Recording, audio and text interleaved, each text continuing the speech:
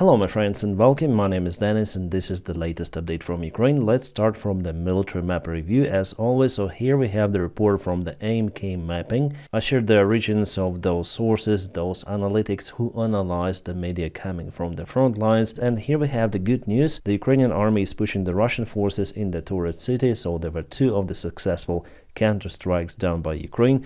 This one is really big. So geolocated footage indicates that over the past week, so it happened not yesterday, not today, it was happening all the week. Ukrainian forces have been conducting counterattacks in the city of Toretsk and have made progress in two of the directions. That's what we see on the map. Moreover, according to the recent report, the Ukrainian armed forces have expanded the bridgehead they gained in this new direction of the counteroffensive. Well, if we take this entire front line, yes, we must speak that Russia took the initiative. They are gaining the ground a lot, especially after they broke through in Vuhledar direction. We're gonna speak about it later in this video.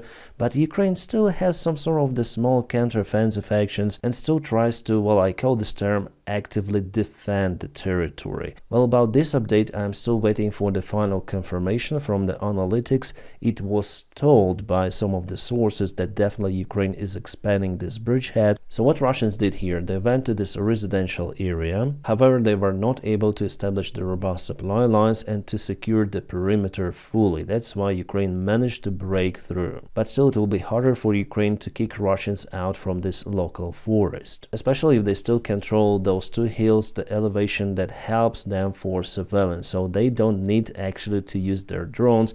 They see what is happening in this region from those hills. So this counterattack doesn't mean that the Toretsk city will be liberated. No, Russia still has enormous resources. They may send some of the reinforcements and get the city finally after many months and lots of the losses. But again, those are the positive news, shows the capability of the Ukrainian army for the counteroffensive actions. And at the beginning of the video, I'm always telling you about the good news happening. Yeah, this map is good. Well, I wish I would have some sort of the engine to illustrate you of what is happening on the ground. I mean, some sort of the CGI effects, and I was looking actually for that tool. I'm producing the videos already for a very long time, and this process is not that simple as it might look. First, you need to come out with idea based on the news, then create the script, film the video, edit everything, and later on publish. Because it takes lots of the time and efforts, I was looking for the possible variants to simplify my daily job. At first, my thought was to hire some people for CGI effects, editing, and so on. But you know, I found a tool based on the artificial intelligence. It is called invideo AI, and this tool is capable to generate the videos based on the prompt. So you basically put the text and you receive a ready-to-go project. We are now on invideo AI platform, and I may write any sort of the prompt. Make a 1-minute video about Russia-Ukraine war, and let's check it out. In February 2022, the world watched as Russian forces crossed the border. The international community reacted swiftly, but on the ground, the reality was brutal. Cities that once buzzed with life became battlegrounds. And then, in a heartbeat, everything changed. Well, here you also may check out the voices, and you may upload your own voice for the storytelling on your videos. And I don't need to hire anyone anymore. Everything of that is possible because of the artificial intelligence. This technology opens the new horizons not just for YouTubers, but also for journalists and storytellers. I mean, you can tell about any sort of the topic and immediately you have the result. Oh, I just changed my background for the artificial made, also for the storytelling. It really opens the new boundaries. Probably heard about the similar engines as Sora AI, but Sora is closed now for the public access. But invideo AI is open and I can use it every time I want. Also, the version 3 is coming very soon, and it will be even more powerful. It is very simple to use, accessible, and allows everyone to create their own unique content. And you may try to create any sort of the video content yourself, whether you're a professional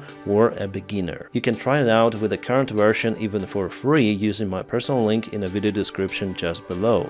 Or with a paid plan, just $20 per month, you'll access all the capabilities of this really powerful tool. You can also use my promo code to get 2 times more video generation credits for the first month. So guys, again, please don't forget to check the link for this awesome product. invideo AI, thank you so much for sponsoring this video. Alright guys, let's continue the military map review for the Kursk Oblast everything is stable. We just have the information that the part of the North Korean soldiers have been already deployed in Kursk. The NATO Secretary Mark Rutte said that definitely those forces are in Kursk, and it shows the escalation in general of this war. NATO condemns this as a violation of the United States Security Council resolution and a dangerous expansion of Russia's war. Well, for now, the Western officials just condemn everything and they are very concerned. Well, Rutte also called to boost the military support of Ukraine, but we see that this year, after all, it declines. And also, as we see, Russia is free to do everything, even to use a long-range weaponry, to use some of the other forces from the different country. But on the other hand, Ukraine is restricted also by Western officials in many of the areas. Long-range weaponry, and except of foreign legions, the volunteers who come to Ukraine in the fight, we don't have any sort of the backup. Well, South Korea is now considering whether to send the weapons directly to Ukraine. Before, the South Korea hesitated to supply the lethal weaponry to Ukraine, but now this policy may change, so 10,000 North Korean soldiers will not dramatically influence the situation on the front lines, even in the Kursk region, but the possible support of Ukraine by South Korean weaponry may improve the situation for Ukrainian army, especially in the Kursk region. Meanwhile, today Zelensky said that Russia is using the North Korean forces on Ukrainian territory, not just in Kursk, while honestly saying the entire situation with those soldiers over-exaggerated, really. As I've told you, if you look at the scale of the war, 10,000 soldiers is not a decisive power. Russia is losing like 1,200 soldiers daily. Also, they do not know Russian. It means that they will be formed in separate brigades. They will be really limited in their capabilities. You know, before I heard the stories from the South Korean media that North Korea sent the best of the best forces like secret Spetsnaz, but you know, mass media, they always looking for sensation. But the fact is that North Korean dictator would never trade his best of the best forces because he need those himself. They send just random soldiers based on the videos shared in the internet. So because they would not play a big role, why Putin did it? Why he negotiated with Kim Jong-un to send more soldiers? Well, Putin just wants to show that he is capable to escalate even using the forces from the other country located thousands of kilometers away from Ukraine. So Russia is using the long-range missiles. Russia gets millions of the artillery shells from its allies like North Korea. Russia uses their infantry. Russia has nukes. So how can you defeat that country? This narrative is spread throughout the Western media sources and it is generated in Russia.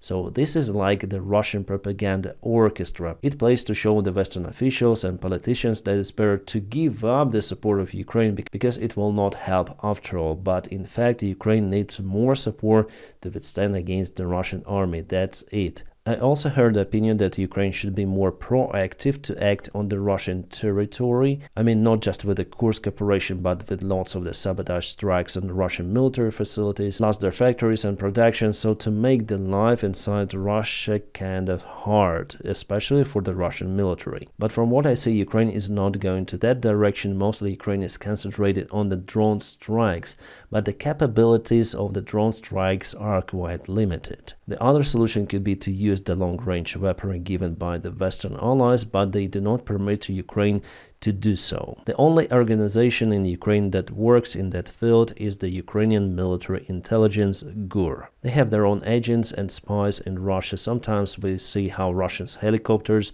are burning somewhere, or how the Russian pilots who bombed the Ukrainian cities found themselves zeroed, usually near to their homes. But I would say that the scale of those operations is very low. Again, guys, I do not support any strikes on civilian facilities, but if we speak about the Russian industry, military factories, by the time that Russia strikes everything in Ukraine, Ukraine has the right to respond at least on those facilities. And it's not that good for the Russian army in the Kursk direction. Those guys arrived to Kursk, fresh forces. Yes, Russia sent some of the reinforcements, and they say that their legendary Bukhanka van was already hit by the FPV drone by the time it was carrying some of the infantry. Few of their soldiers were wounded and delivered to the local hospitals. Well, a good start of their service in the Kursk region. Here Russians are filming of what is left from their tree line. Yes, they took it as the defense line with some of the trenches. In this case, obviously it was a wildfire, but it might be caused by the Ukrainian thermite drone, which is actively used by the Ukrainian armed forces also in the Kursk region. Some call those dragon drones or napalm drones. But Russian army has some of the problems, first of all with discipline. Russia takes absolutely everyone to its army, and sometimes those soldiers monk each other. Plus their commanders like that stuff too, so recently the case happened with one of the soldiers. His name is Maxim Fedorenko, he's the soldier of the 2nd Assault Company We. Well, somehow he cancelled 10 of the Russian soldiers, 10. The reason is yet unknown. After it, he left the positions, and now Russia is trying to search for him. Alright, now let's go to Ukrainian front lines. It seems like we know what is happening out there, judging on all of those attack vectors from the Russian side. Well, I told you that Vuhledar played a very great role on the southern part of the Donetsk Oblast. It was a major settlement for Ukrainian defense, and also Ukraine used the artillery systems to hit the local railroad, which is used by Russia for supplies. Now Russians propelled, as you see, forward quite a lot. It happened during the last 3 days, and I would say that we are witnessing the collapse of the Ukrainian defense in this part. Yes. Now Ukraine tries to send some of the extra forces, but it is too late. Well, the natural obstacles also play a great role here. They slow down the Russian assault, but I predict, guys, that unfortunately Russians will be able to move to those settlements, and actually from 2 of the directions, from this one and also from this one. So they're planning to bypass one more very important settlement, which is Kurakhove. You see that from the single strike it's kind of hard to get into the settlement because Ukraine definitely built some of the defense lines here. But if you use this larger scale and attack from 2 of the directions behind Kurakhove and behind this lake, yes, it might work. And here we must speak about the Andriivka village, which is located right in the small river. So 100% it's the goal for the Russian army to occupy this vast area, and 100% it's their goal to advance to Pokrovsk. And here is already the border of the Dnipropetrovsk Oblast. It is very, very close, and this entire area is not that populated as this part of the Donetsk Oblast. For this reason, Ukraine should absolutely build robust defense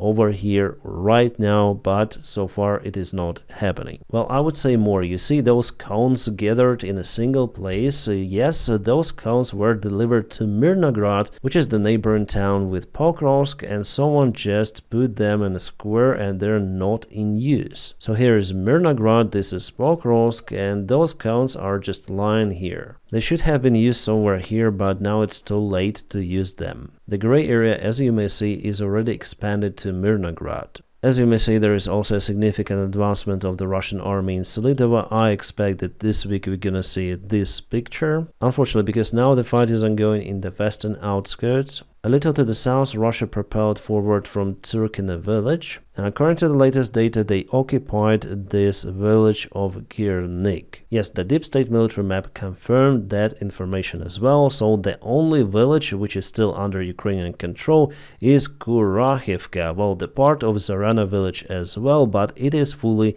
in a gray zone. Alright, and here we have the 3D map, so Ukraine controls the higher ground in this area, but the problem is that, as I said to you, Russia occupied Girnik village already, so they're moving at the same ground level. Yes, here Russians would have to climb, it's not good from the tactical perspective, while also from what I may see, there are just few roads, or the only one road left for Ukraine to leave this area, and it's kind of the dirt road. So actually 2 of the roads, one is here and the other one is over here, but they all come from a single road, you see. If you look at this area, yes, there is the road, but it leads towards the Russian positions, and definitely it's difficult terrain. You can see the artificially made lake and this artificially made hill, which is actually blocking the way for Ukrainian possible evacuation. Well, there is one more road, but it's very, very close to the Russian positions. I don't think that it is safe to take this road and move the forces out from Kurakhivka. And also, if we go to this village of Novoselidivka, Russia advanced there as well. And in general, if we zoom out,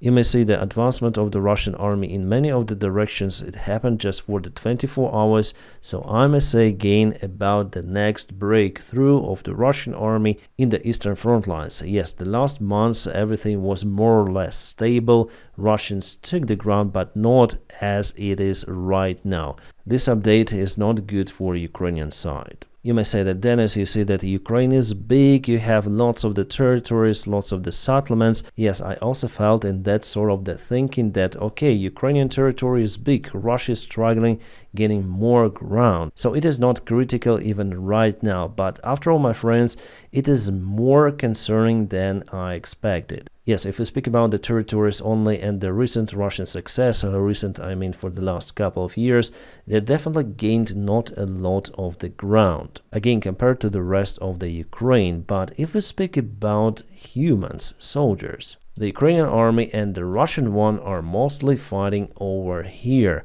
Russians have severe losses, but at the same time, Ukrainian army also has losses. Not as much as Russians do, but for Ukrainian population, for Ukrainian military resource in general, those losses even could be heavier than for the Russian army, judging on the Russian population, which is nearly 140 million people. In Ukraine, well, it could be 35 million people left in the best case. So it doesn't matter actually how many people Ukraine might mobilize, Russia will always have the resource to counteract to that Ukrainian mobilization with their own mobilization or volunteer campaign, volunteer for money, I would say. So here, if we speak about the Ukrainian army only, it gets losses every day.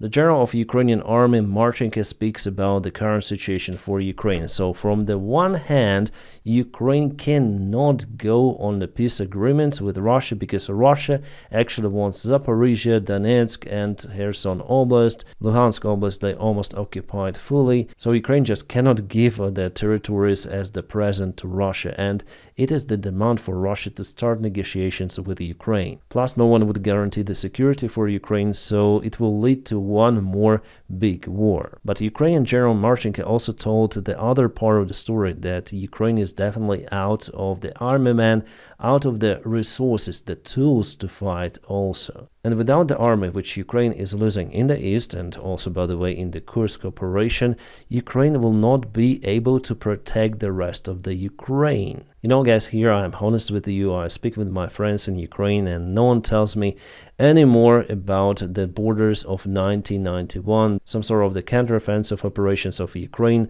No, now most of the Ukrainian population understands that from the military perspective, southern Crimea, on Donetsk, Luhansk, the occupation of all of those territories, it is not physically possible with the resources Ukraine has. So the only thing which Ukraine may do right now is to hold on, but Russia sends more reinforcements and we see that the pace of their attacks intensified. Yes, Ukraine still has the capabilities to hold for a long time, but the perspective of the Donetsk Oblast, well, it doesn't look that bright as it was before. You see here, if Russians take Pokrovsk, they may reach the border of Donetsk Oblast. They're actually already very close to it. In Donetsk Oblast, Ukraine has two of the major lines of the big settlements. Those are cities, actually, Slavansk, Kramatorsk, and those are the towns. But Ukraine may use the settlements for the defense. So the idea for the Russian army is to bypass those defense lines and maybe attacks from the flanks as they usually do.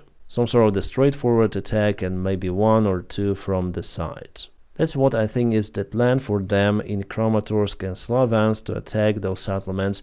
After they occupy Pokrovsk, they may go northbound and they may advance also from Bakhmut, from Chasiv Yar. But this big operation is not possible already for Russia because they need to wait for the better weather. So Ukraine should prepare those settlements and also the road from Pokrovsk to Pavlograd. Well, luckily we have some voices of truth in Ukrainian volunteer community from Ukrainian soldiers, some officers and also journalists. They say the situation as it is. If you switch the usual Ukrainian TV, you'll hear just how Ukrainian army wins, how everything is perfect, but in fact, guys, it's not that good. And I'm telling you it openly on my channel. I understand that some of my followers may not like that stuff, but I'll continue to tell it. Here's the analysis of the possible Russian movement from the Myco73 analytic.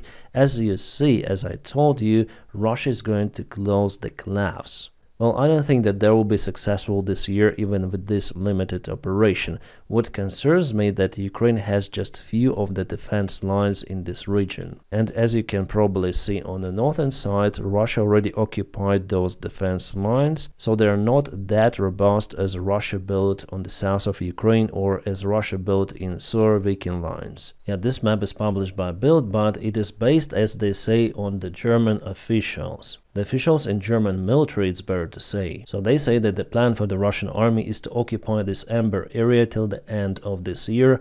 Well, I would say that it's just not possible. They may try to do it in Pokrovsk, but Kramatorsk, Slavyansk, come on, those settlements are too big for the current Russian resources. And also they predict that Russians may strike Kharkiv, Pavlograd and the part of Dnipro till 2026. Well, I do not exclude that Russia has those plans, but till 2026 to plan that long, I wouldn't bet on that because the situation in Russia may change almost every day. I mean, Russia itself is unstable and there are lots of the stuff which might happen and change the country's destiny. So as you see, this forecast even for this year is not valid. There is absolutely no scenario for Russia to occupy Kramatorsk and Slavyansk during the next couple of months. Alright, now to the other news. Viktor Orban, long time no see, visited Georgia and he recognized kind of the controversial result of the Georgian elections.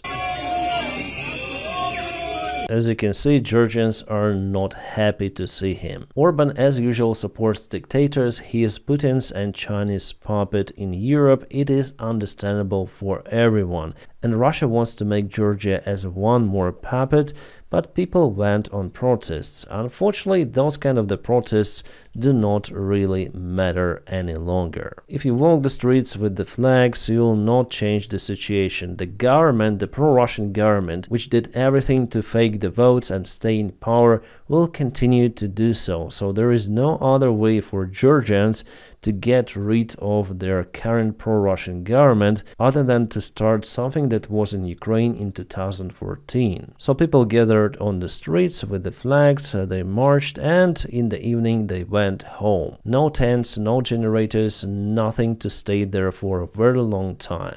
Before, Georgians protested against many of the things which the ruling party, pro-Russian party, tried to implement, and actually that party was successful with that and protests didn't help. And they will not help even now without some of the action from people, not just walking, but there should be some of the action, again like it was in Ukraine in 2014. Obviously, if they really want to get rid of their pro-Russian government. Right, we have some of the good news, probably, from Croatia. The country is sending 30 of those M84 tanks to Ukraine. This is the improved version of the Soviet T-72 tank. Plus, they're gonna send a similar amount of the BMPs to Ukraine as well. Well, everything of that is good and awesome, but instead Croatia obtains 50 of the Leopard 2A8 tanks. And you know the general picture is like that. Ukraine obtains very old equipment. Yes, the Ukrainian army also has modern tanks, but not enough. Not even close to enough, I would say, and the old equipment is also sent to Ukraine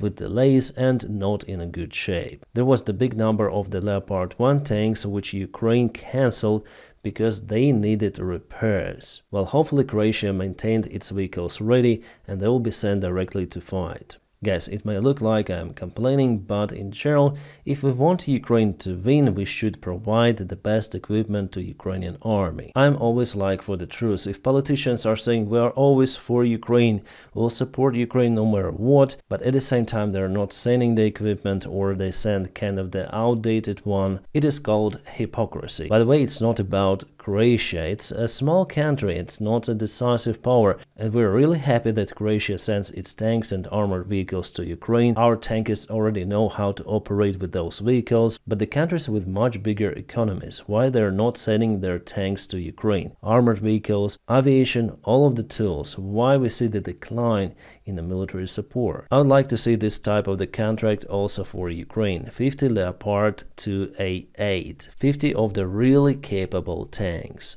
unlike Leopard 1, which Ukraine mostly obtains. Well, luckily this year Australia supports Ukraine with the Abrams tanks, at least. Ukraine gets less than Croatia, I believe 49 of the tanks, but Ukraine is at war.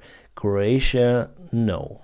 And the Western equipment is really good. This is the 47th Ukrainian Brigade, which is now operating in Kursk. They were on the south recently with many of the Bradleys, and this attack actually was successful. So Ukraine absolutely needs this modern equipment. About Bradleys, there was the interesting case within the Russian propaganda. Well, actually Russians managed to capture one of the Bradleys recently, and the Russian propaganda journalists tried to mount this vehicle, saying that Bradley is useless and the Russian BMP-3 is much better. Unexpectedly, this post got some of the rage from the Russian Z community. They say that journalists knows nothing. Bradley is the most capable vehicle on the front lines. In many of the cases, it is even better than the tanks. Some of the Russian military bloggers even posted the big articles explaining why Bradley is much better. For me, it was actually fun to read how the Russian Z bloggers put down their own propaganda, because they know that this vehicle is really outstanding. They may feel it every day on the front lines. And now, my friends, please don't forget to check the link for the invideo AI, the platform that generates the videos from the prompts, and I would say it's awesome. And also press the like to this video. By doing so, you help me a lot. As usual, I wish you all a peaceful sky wherever you are, and have a great time.